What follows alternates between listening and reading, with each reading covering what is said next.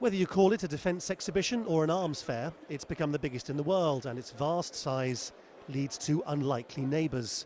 The US Navy next to the Russian stand, Israel across the corridor from the United Arab Emirates. Clearly there's room for everyone to demonstrate their lethal capacity. At the UK stand, this boat architect had been contracted by a shipyard in Turkey to make boats for the Bahraini Coast Guard. Did you have any worries about a British company dealing with the Bahraini government? Well, as I say, we're not dealing directly with the Bahraini government, and this is certainly not for any sort of internal repression. It's more a support to the country's borders, which is entirely legitimate. Much of the Western world might be having qualms about foreign policy and who you choose to deal with, but not here. Claims that this arms fair is morally obscene aren't exactly new, but what has changed seems to be the public mood in Britain, the idea that people think the UK should no longer be getting itself wrapped up in other countries' affairs, and that prompts a different question. If the government here really wants to listen to what people think, has this show gone past its sell-by date?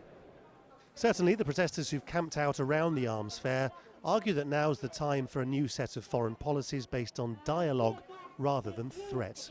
I occasionally see things come in via Twitter which say something like, well, you know, if the enemy was at the coast of Calais, you know, would you then support the arms trade?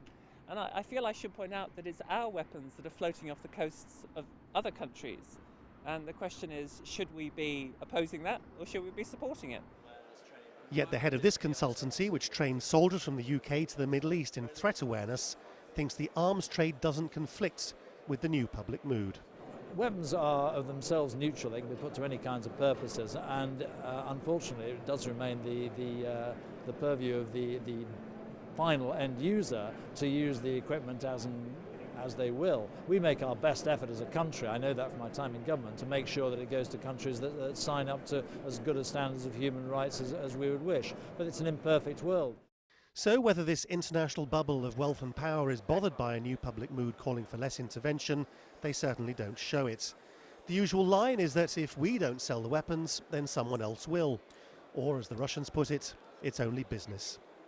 Laurence Lee, Al Jazeera, London.